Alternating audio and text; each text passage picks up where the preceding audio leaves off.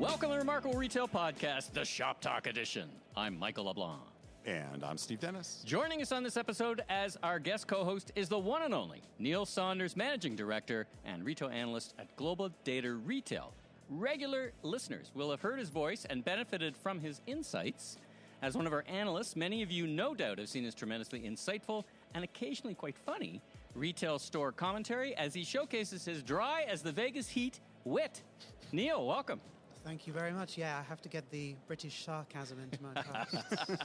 Our guest on this episode is a pickup of a conversation Steve just had here live on the stage with Bret Taylor, co-founder and CEO of Sierra and the chairman of the board of OpenAI.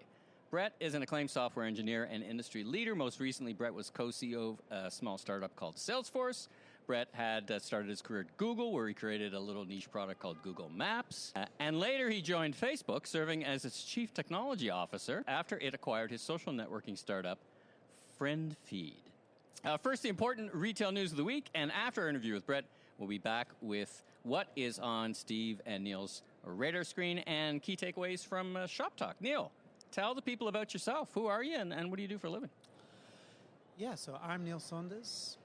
For a living, if people follow me on LinkedIn, they probably think I walk into stores and criticize them. They're not wrong. They're not wrong. That's part of what I do. But I'm a retail analyst. So basically, I analyze all sorts of things to do with the retail sector, to do with consumers. I work for a firm called GlobalData, who does that more widely. And we basically help our clients navigate what's happening in the industry. And in doing these store walks, is that an important part of your role? Like, you're really hands-on. So it's one thing to sit in an office and read reports, but you actually walk the store floor and just experience what they're saying and what their customers' experience is, right? Yeah, it's really important because, we see a lot of things in the data, but you see on the shop floor what's happening. And then you talk to the associates, you talk to the customer. And actually what surprises me most is when you find out that some retail executives don't really walk the shop floor, and it's like, well, what are you doing? Because... Or you imagine, how could they be walking the shop floor? Because it's a disaster. Because they would correct it. Or maybe they tidy it up before they come. They get advance notice, perhaps. But yeah, it's a fun part of the job. All right. Well, let's get into the news of the week, and we're going to start with the passing of a retail visionary, David Simon, who built Simon Property Group into the largest and most admired retail real estate company in the world. He was now what I consider a young 64, so he passed just last week. Mm-hmm. And Steve, you and I were going off mic and talking about this. We said, should we just dedicate the episode to him? But but your point was he's a very important role in the industry, and we should dedicate some serious time. So give me your thoughts of his legacy and what he's been able to accomplish. Yeah, well, obviously it's a very sad story. His son Eli is actually taking over for him as the CEO, but he's been at mall-based retail for a very, very long time. And as you said, Simon Property, one of the real key firms in the industry. I think what I find most interesting about what he did and they did over a period of time was they really never let up on the idea. I don't call it remarkable retail, but if you develop a remarkable property, a remarkable mix, you can be successful. So as the narrative developed over time, that physical retail was going away, but in particular malls were dead.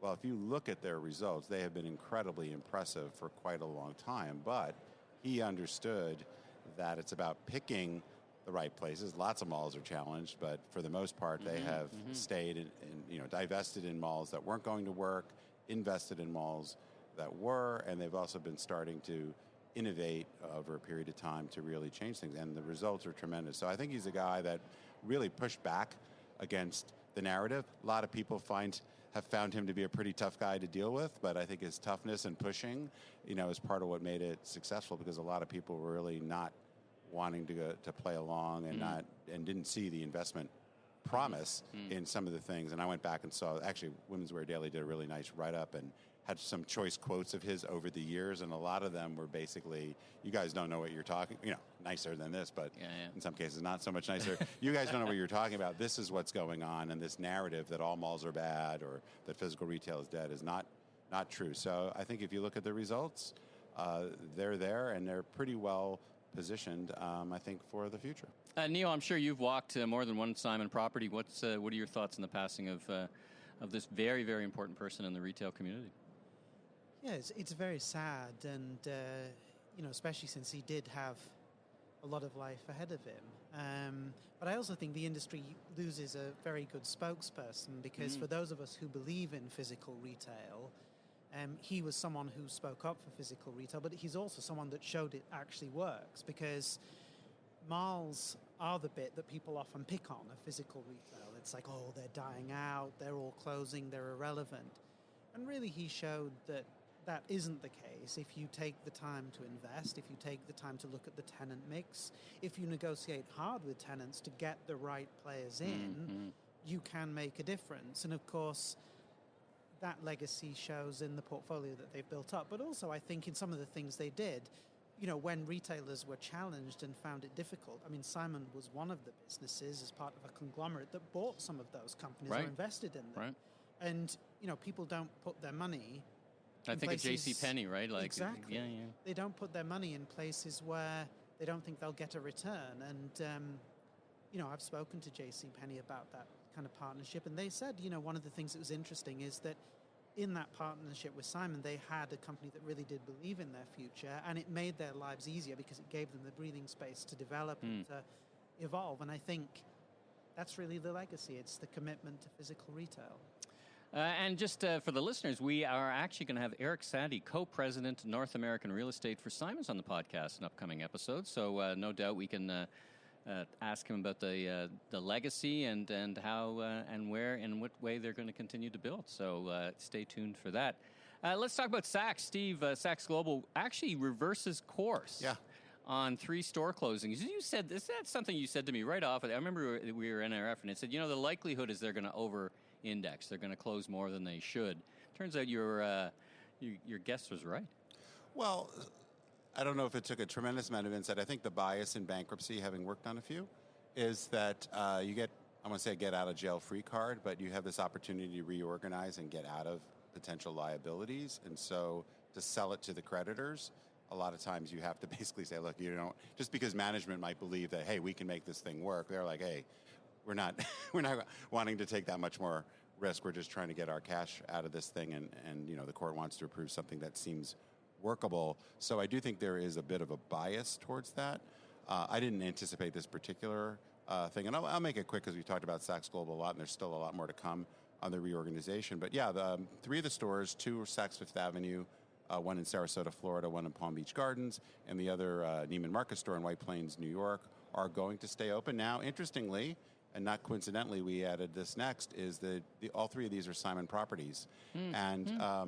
I do think there is something going on here where Simon is wanting to do what's right for their mall properties for the long term, and having vacant spaces where they're not in a position to replace them, at least not on this time frame, may give I don't know that these stores are going to be around forever, but it may be, let's work out a 3, 4, 5 year extension.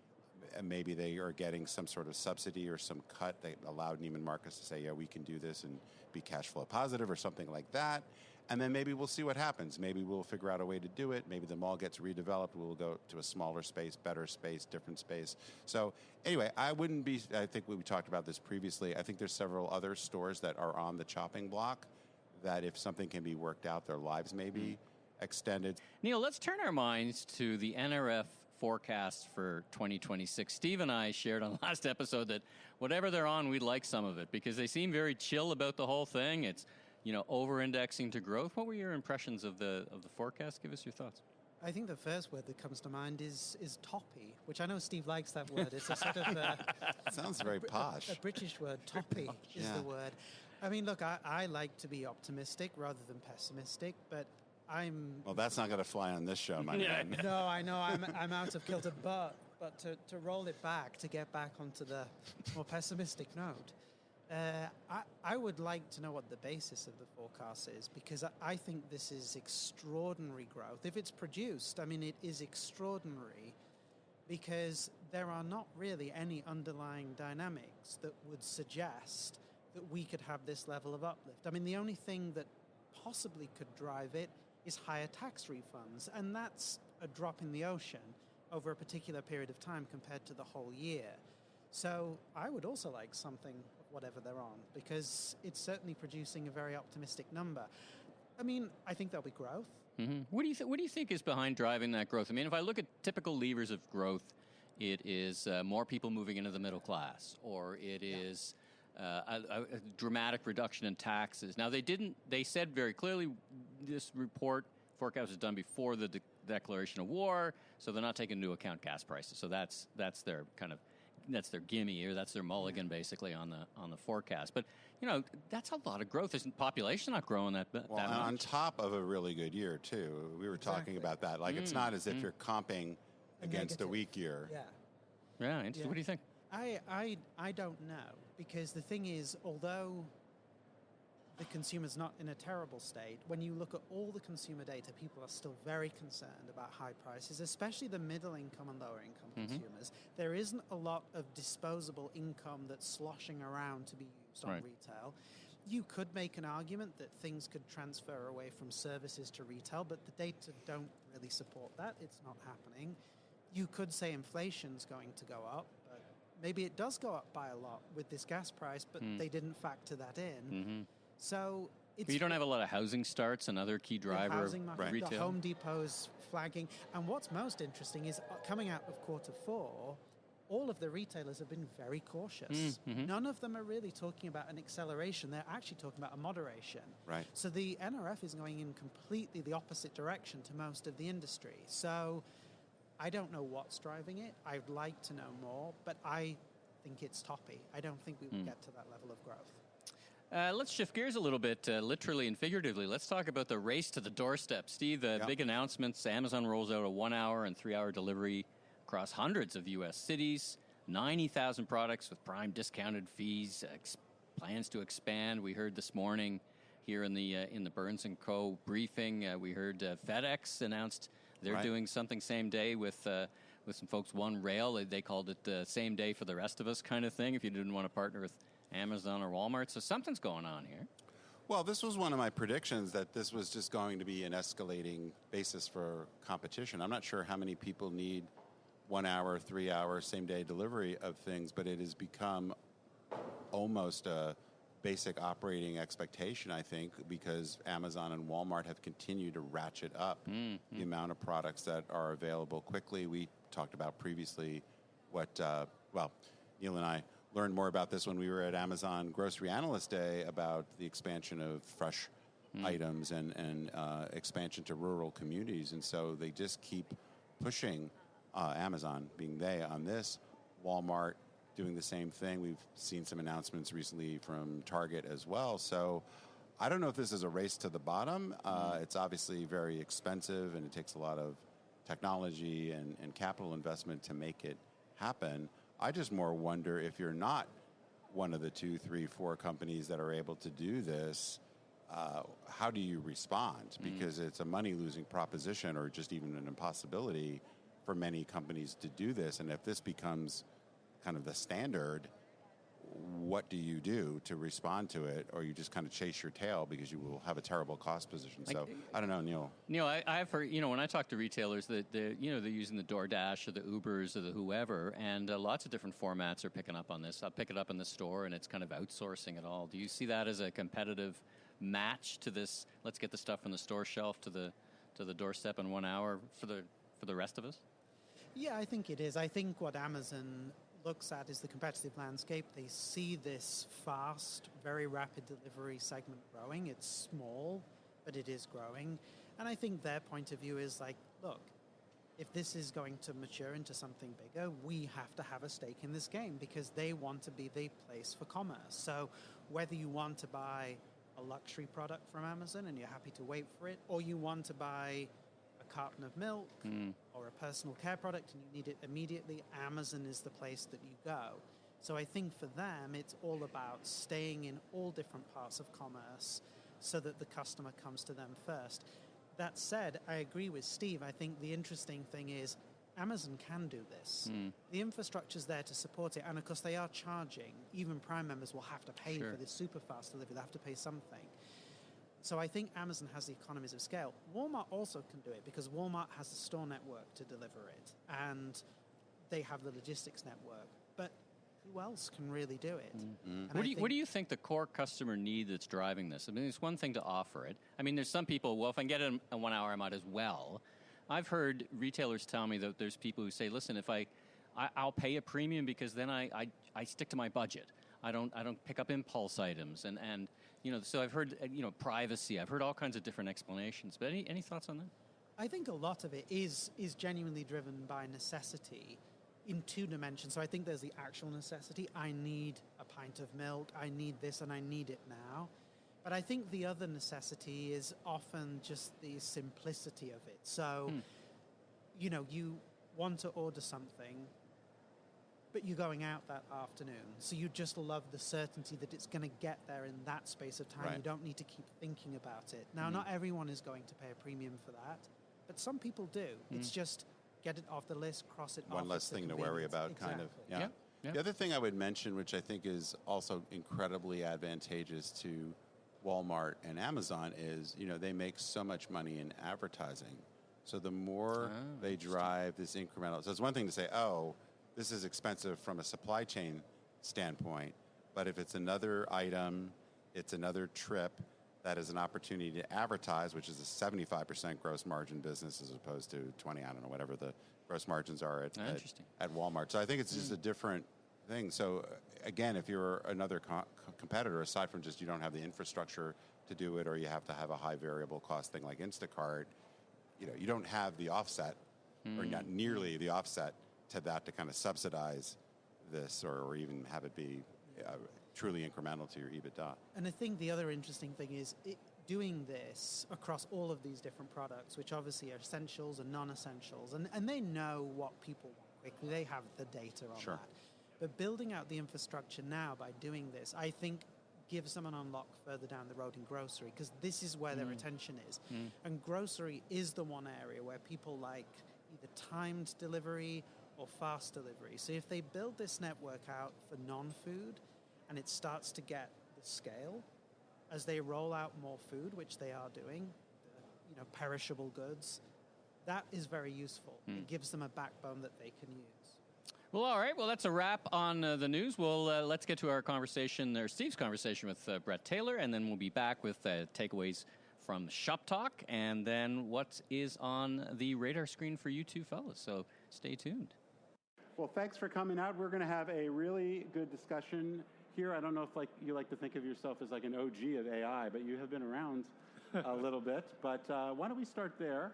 I think your background is and how you got to where you are today is super interesting. So maybe just kind of give us an arc of your professional journey. Yeah, sure. Started my career at Google, and then started a couple companies in between. Was CTO of Facebook. Most recently was co-CEO of Salesforce. And then any brands we would have heard of? Google Maps is probably my proudest achievement from Google. So if you got lost on the way here, it wasn't my fault. It's been a minute. But about 3 years ago, left, and we started Sira, which is the leading platform to create AI agents for customer experience and customer service. And a couple years ago, you probably read about some of the events going on at OpenAI. I was sort of cajoled into becoming the chairman of OpenAI as well. So I'm excited to talk about both today. Yeah. So I want to start kind of big picture, maybe chalk the field, so to speak, taking us back to how you thought about technology driving customer journeys, and just kind of bringing us up to what we're going to get into today. Could you just give us a little bit of how you see that evolution? Yeah, I mean, I think broadly speaking, when new technologies come out, they really influence consumer behavior.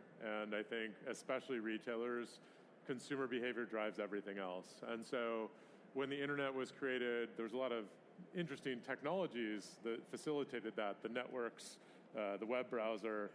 But the byproduct of that was payments and commerce. And you got some of the largest companies in the world like Amazon, but in particular, every retail in the world ended up making a website, their .com, which became their digital storefront. Then the mobile smartphone was invented, and eventually the App Store. And then you had some retailers make a mobile app that became their front door, at least if you had the brand equity to do it. But then you also got things like Newsfeed and Instagram and TikTok, which drove that virtuous cycle of, sort of Instagram to Shopify storefront that really, I think, transformed the retail industry. So I think when I think about new technologies, I think about the second order effects of consumer behavior and then how it drives retail. And our view is with AI, we think that every retailer's AI agent will be as important as their website, as important as their mobile app, and we think your AI agent you can think of as the new digital front door to your brand. I think we work with a lot of retailers around the world, from Nordstrom and Gap to furniture retailers like Wayfair to grocers like Hy-Vee, and they're all different, right? They're very different problems. But if you think about, where's my order, or, there's a problem with one of the items that was delivered, or I have a question about how these two items go together, right now your choice is a, faceted search box or talking to a real associate. With your AI agent, can you build that digital experience that represents the best associate that you would get in your best store? And I think we have the opportunity to do that. And what's really neat about AI agents compared to the technologies that preceded it is we've also digitized the last remaining analog channel, which is the telephone line. And I think we've been talking about digital for 3 decades. Most people still have phone lines, and they're still answered by press 3 for service, which is like the bane of human existence. And now you can actually have the same experience when you call your 1-800 number as when you're chatting with your AI agent on your website. It can literally be the same agent. We have clients who actually had 3 different teams: a digital team, a call center team, a chatbot team, and now they have one team that makes their AI agent, and that AI agent can pick up the phone and pick up the chat. It can answer WhatsApp. And I think that's really exciting. And I think there'll be a lot of interesting second or third order effects of AI agents, but I think unifying our customer experience is, I think, the most meaningful. Sure. So I want to go a little bit deeper on that in a second, but when you talk, because I remember checking some of the stuff you've spoken about and this idea of the new front door to the store. We'll get into customer service, but would you say there's going to be some fundamental changes in search and discovery on the agentic front? I think the answer is definitely yes. I mean, being a geek, every time I'm using ChatGPT, I'm often thinking, how many searches did I just not do? Right. Which isn't a normal thing. But my wife married me, she knew what she got into. But last summer I was planning our family vacation, and I planned the entire thing on ChatGPT. We were going to Copenhagen for the first time. I'd never been there. We planned every single day. We picked the location of our Airbnb. We planned everything. And it really became, sort of a personal agent. I would say it probably didn't fulfill all of those transactions like it might in the future, but it definitely, I was basically delegating to this AI a lot of this decision making, and it turned out great. Like, I would do it again. Right. I think there's a large class of purchases in retail that I think I will delegate to my AI agent over time. Maybe right now it's just asking for advice from ChatGPT. Maybe in the future it's actually transacting on my behalf. The big questions is which ones, and that's a really interesting question. Where I see it today, but it's very hard to predict the future right now, is I think the more considered the purchase, the more consumers will use personal AI to help them make that decision. Are you buying a new car? Are you refinancing your home? My daughter just got her driver's license, so she's getting at it. I know it's more expensive than I imagined. I imagined a lot, but if you're making that kind of purchase, I went to ChatGPT first, right? Because it's intimidating. I do it infrequently. I have a lot of questions, and it's the type of thing that if I have an expert, I want to ask an expert. In contrast, that's my 16-year-old daughter who just got her driver's license. I don't think she wants to ask AI what to wear. She cares a lot more about what her friends at school are wearing. So I think the idea that every single retail experience will be driven by a personal AI agent, I don't completely buy. I think there's a lot to how you think about what you purchase and why that goes beyond the transaction. It's why things like Google Shopping never quite panned out the way I think maybe really smart people pontificated about 20 years ago. But I think it is really meaningful. And so I like to think I think it's really important we all use these technologies. Where do you use things like ChatGPT and where do you not? Right. And where do your brands have the brand equity to have a first-party experience with your customers, and where will your customers essentially elect to have an intermediary like an AI agent?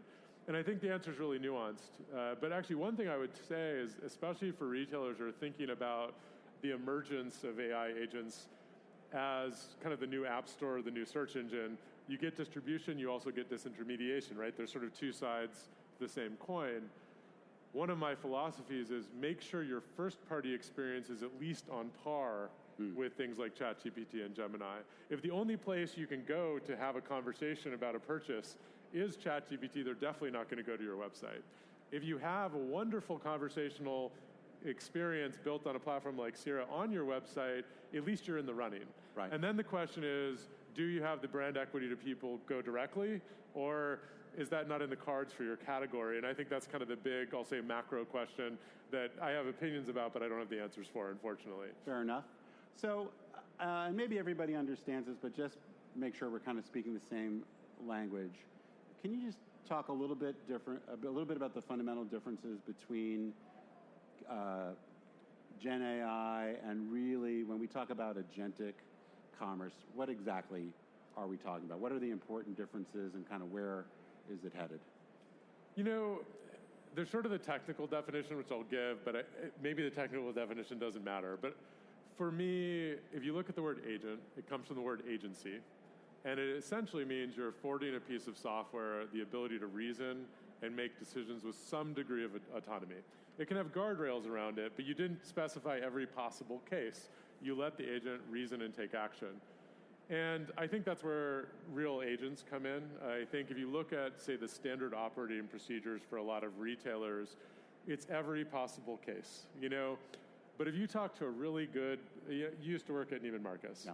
And I can imagine the front of house people at Neiman Marcus had a lot of leeway for an important client to kind of break glass, right? Like, if this is someone spending thousands of dollars and they had a problem with one of the items and it was beyond the return window by a couple days, you don't worry about the return window.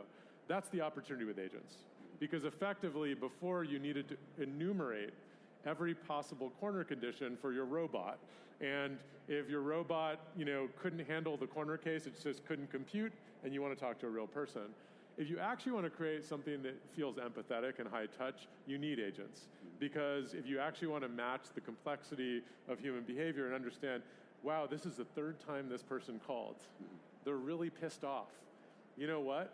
This is a relatively small cost of goods sold. I'm just going to make this person happy, and I'm going to prioritize net promoter score over this cost. That's the type of thing you can do with an AI agent that would be science fiction before. Right. And I think we have a long way to go. But I think that's really the opportunity of agents in commerce versus like AI in commerce is, can you actually make the experience you provide your clients what I'll say the CEO, but I don't mean that in terms of hierarchy. I mean the person who cares the most about your business and brand and net promoter score and the long-term health of your business. And can we make these agents go from these rigid rule-based systems to things that are really maximizing your brand experience? It'll be different for different clients. If you're in a low-margin, low-cost business, you know, you have a very different set of priorities than maybe Neiman Marcus, and that's okay. But my hope is that the experience we have with digital technology will start to match the experience we have the best associate at your best store. And I think that's the opportunity with agents. So how do you advise retailers you're working with? Because a million years ago, we worked on some clienteling projects at Neiman Marcus, and we were trying to bring our CRM knowledge to better inform sales associates to do some of those tasks. So it's pretty easy for me to see how technology has progressed and be able to use technology to make better decisions. But there's still that human contact, that emotional part of the equation. So how do you get that balance, or how would you advise retailers to think about that humanity, that human-centered touch informed by technology versus, say, really turning it over to the robots, so to speak? Well, I'll start with a simple thing, which is if I made an order online and it was supposed to arrive by this afternoon and it's 5 p.m. and it hasn't arrived yet, and I want to know what's going on with my order, I don't want a human touch. I just want an answer. Right. And I think there's a really large class, and by the way, it doesn't matter how much money I spent. I don't need the warm and fuzzy feeling. I just want to know, is it going to arrive today? Yeah. Can I leave my house? Or is it coming or is it not coming? Having to wait on hold, even for 1 minute or 30 seconds to get that answer, I think is disrespectful for any business, whether it's a commodity or a really high value thing. If you spent $10,000 on furniture and you're scheduling the delivery, which is a pretty complex conversation in furniture retail or durable goods, because you have to have the time window when you're in the house, and maybe you have to unlock your gate or unlock your door, or maybe it's a walk-up apartment and you need those logistics. Those are moments where actually fulfilling the client's need on their schedule is actually the most empathetic and human thing you can do. And to have a human fulfill it isn't necessarily better, Right. because the alternative is waiting on hold, or maybe even little simple things like even literally speaking your language, And so I think as you're looking about your customer experience, we really like to map it out and say, where do you really want that human touch and that high-touch, differentiated consultative experience, and keep those? And for all the other experience, where's my order? Yeah. Order returns and exchanges, warranty claims, scheduling deliveries. If you can have AI agents fulfill those things, I like to think of it as, what is your budget for your customer experience? Right. You're spending it and you're sort of peanut buttering it across all these different moments in the customer life cycle where actually an agent would be better, faster, and cheaper, and actually drive up your NPS score. And if you apply an AI agent there, you have more budget to actually spend on the differentiated high-touch experience. We'll be right back with Bret Taylor from Sierra, live from ShopTalk 2026, right after these messages. The biggest names in retail don't guess. They use Placer AI. Placer's location intelligence platform turns foot traffic into real strategy, giving you near real-time insights into market share, cross-shopping trends, and trade areas for any location in America. Whether you're entering a new market, tracking a competitor, or optimizing your existing footprint, Placer gives you the data to decide with confidence. Visit placer.ai to see it in action. If the world has changed so very, very much, why have so many organizations changed so little? As the pace of disruption accelerates, leaders need the courage and the insight to aim higher in the value they deliver, move faster than they ever have before, and take the bold action to leap ahead of the competition. With Leaders Leap, Transforming Your Company at the Speed of Disruption, Steve's latest breakthrough bestseller, you'll discover why so many companies fall into the trap of the timid transformation. More than anything, you'll learn about the essential mind leaps leaders need to make to win the future. Leaders Leap is available just about everywhere books are sold, as well as on Audible and as an ebook on Kindle for just $9.99. We work with a pretty broad range of retailers, from luxury through some of the largest big box retailers in the world that have hundreds of millions of phone calls per year. And the one thing I can tell you is clients want their problem solved instantly, and that is the ultimate opportunity with agents. And I don't think it actually removes the human touch. I think it amplifies the customer experience. So it sounds, one of the things you're talking about, because I think when we get to customer service, there's this philosophy, and I think I've heard you speak about this, that customer service is a cost to be reduced. And some of the things you're talking about are very much about efficiency, but you're also talking about effectiveness, which is more about investing in a better customer experience. Can you give us a couple examples, more case studies of what you're doing at Sierra where you really see that play out? Yeah, so Sierra is the leading platform that helps companies make conversational agents for their customer experience. So one of our clients, Nordstrom, I'll be in our booth later talking to a really great example of a really great customer service agent, and in particular helping a company go live before Black Friday and handle those seasonal loads, which helps not only cost, but also helps things like customer satisfaction and net promoter score, because seasonal workforces aren't necessarily experts in your brand. But I'll talk about a few, I think, counterintuitive things that I think people probably stand to reason, but I think are sort of surprising. If you think about your personal net promoter score for all the brands that you work with, it's often defined by turning negative moments into positive. Mm-hmm. We worked with one shoe retailer, and we made a warranty returns journey for their AI agent, where instead of essentially going into one of their customer service queues, you could take a picture of your damaged shoes, and the AI agent would instantly adjudicate the warranty claim. And there was a few sessions where people were so surprised that within about 30 seconds, they had a new pair of shoes shipped out to them, that at the end of the session, they're like, this is why I love this brand. I'm going to tell all my friends, this is why you're the best. And if you think about that context, is they just got shipped a damaged pair of shoes. That's a moment that is either a negative NPS moment or a positive one. Right. And so when we think about the opportunity of agents, we really like to use this phrase, what are the moments that matter in your customer experience? we worked with one luxury furniture retailer. And when they were surveying sort of what parts of their customer experience were driving up NPS and down, delivery scheduling was this extremely negative NPS experience. So you have this really immersive store, designers for almost every single one of their clients, and the moment you spent tens of thousands or even more dollars for this furniture, you would leave and then wait on hold to schedule your delivery. Right. And what an affront to what a remarkable experience, and what a remarkable opportunity to use AI to actually amplify that experience. So you're absolutely right that AI can reduce costs. And in particular, I would say in retail, the opportunity to not have to bring on a seasonal workforce for Black Friday and the 2-month tenured agent who's answering the phone or answering the chat, I think reducing your customer experience is certainly a huge opportunity in retail. But I think the bigger opportunity is actually Net Promoter Score and customer satisfaction. And we've seen this almost uniformly across our retail customer base, in grocery, in clothing, in durable goods, all the way through from, as I said, sort of large scale to luxury. And I think that's the real opportunity that we see for Sierra in retail. So it sounds pretty amazing. So I guess I have two questions as we're coming up on our time. One is, where would you say we are on the hope versus hype cycle generally on agentic commerce? And then what are the barriers? If it's so great, what keeps retailers from deploying agentic commerce more broadly? So on the customer service side of retail, so post-purchase on retail, I think we're well past sort of the inflection point of adoption. And I think that if your clients are going to call your phone number or open up one of your chat windows or chat with you on WhatsApp, and they have to wait in a queue, I think clients are going to start to reject those experiences because there's now an expectation of immediacy. I think on the marketing side, I think this Black Friday, most of the promotions that I get will be prompted, not written, meaning they will be written for me by an AI. I think on the conversational commerce side, it's really interesting to see sort of the spectrum of use cases. One of my favorite conversational experiences built on the Sierra platform is Redfin, the home search agent. And if you haven't tried it, go to redfin.com.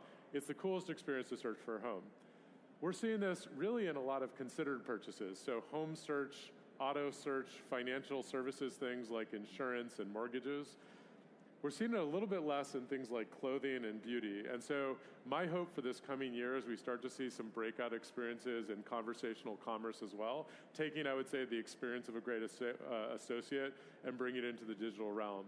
So I'd say for the service side, it's an imperative at this point. That's my honest take. There's obviously some bias in that assessment.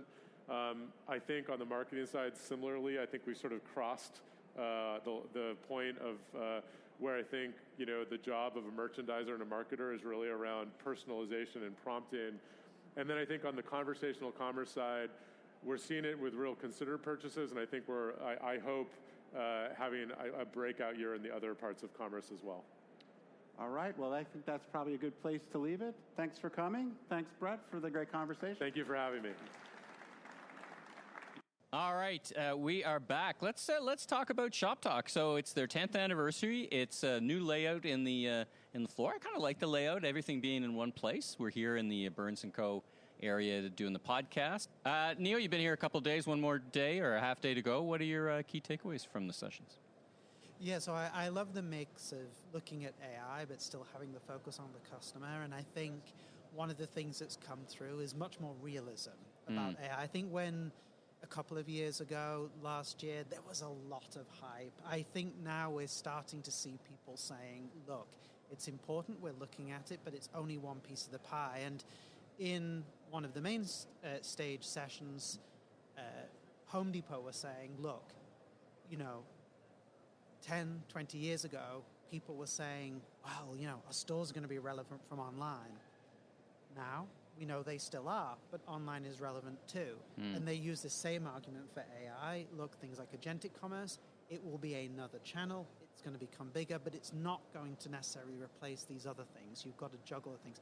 And I like that realism coming through. I think it's the right direction. Right. Steve, you've been to this and many others, so you've been walking around. What did you see? I guess my big takeaway, and I'm not sure it's even really a takeaway, it's really an observation, which is there's so many different vendors chasing a very similar set of things. And I had a conversation with someone who's way more knowledgeable about this, who basically said there will be consolidation probably pretty quickly. And so one of the things we were talking about is, okay, well, as a retailer, how do you choose which vendors to partner with if you've got this fear that perhaps they may not be there for the long term? Now, this guy was talking his own book because he happens to be one of the bigger players, so it was a little bit of perhaps a self-serving comment, but I think it makes sense. I mean, I do know from talking to some retailers, they get almost paralyzed by choice and the fear of making the wrong choice among the available set, but also because things are moving so quickly, well, how do I know that this version of agentic or this version of Gen AI isn't going to be somehow, there won't be this leapfrogging by something new. So it's impressive just how much, and I absolutely agree with Neil, it feels much more real, but at the same time, just the sheer choice and how do you stay on top of it and know when to go beyond just a bunch of small scale experiments to actually really getting committed to a certain path. I don't know. It's above my pay grade in terms of really being able to process that. Well, speaking of fear of missing out, if anybody didn't make it to ShopTalk and they were like, how did this retail rumble go? You're not going to have to guess because we did record the retail rumble, both of you gentlemen and myself and a bunch of other luminaries in the retail industry were debating key topics.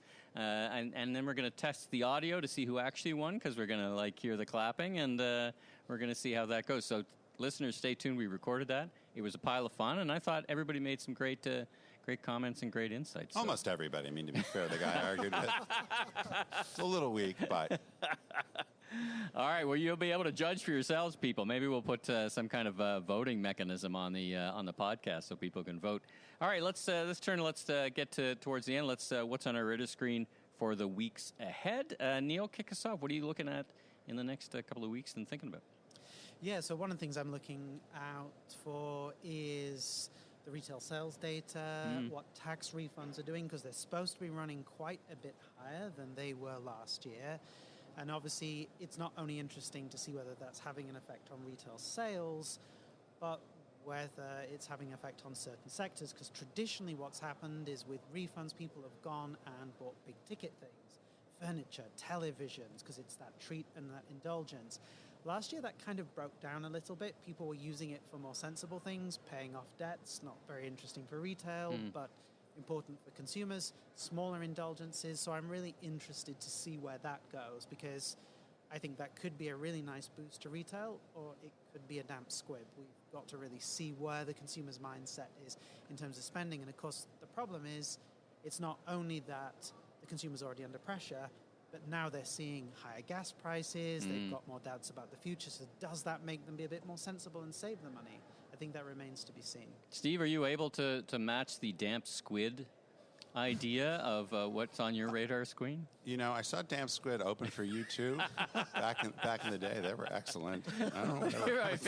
They're my favorite grunge band from Seattle, actually. Really? Whatever happened to them? I don't know. I don't think so. This is why we're not having Neil on again, because it's very difficult to compete with. No, I mean, I touched, my thing is something I touched on, I think, last week or the week before, which is what's going on with inflation and interest rates. Some of the recent data, really even before all the war implications, suggest that inflation is kind of ticking up again. And if you look at the interest rate scenarios, interest rates have continued to be going up when we expected they would be going down. And I think that's also another important factor. If people get priced out of them, even aside from some of the things Neil talked about, if people are just getting priced out of the market, that has a big impact on retail. And if inflation continues to the extent people are financing cars, appliances, obviously home purchases in general, all of this is a real headwind. And, a lot of that certainly has to do with what's going on with the war. But a lot of people are starting to think, there's a more structural thing that is changing here. And even if hostilities died down, we may be, this may be the kind of stagflationary environment. That's another term I think we're going to start hearing a little bit more about, the stagflation worries. All right, well, fair enough. That's a wrap on this show. Neil, thanks so much for joining us and being our very special co-host. Now, if people want to get in touch with you, learn about the work you do, maybe have you do a keynote or two, where do they get in touch and how do they get in touch with you? Yeah, sure. So you can follow me on LinkedIn or you can email me. It's just neil.saunders@globaldata.com. All right, very good. Well, everybody, safe travels back home, and congratulations again to ShopTalk to making it to 10. Thanks for tuning in. To help more retail leaders discover the industry's leading podcast, please drop us that 5-star rating and review on Apple, Spotify, YouTube, or wherever you enjoy your pods. And for more on my strategic advisory services, keynote speaking, best-selling books, and even more retail industry insights, go to stephenpdennis.com. If you are a brand or service provider looking to take your influence to the next level, reach out to us for sponsorship, advertising, or event partnerships. And if you want to learn more about my own keynote speaking and advisory practice, reach out to me via LinkedIn.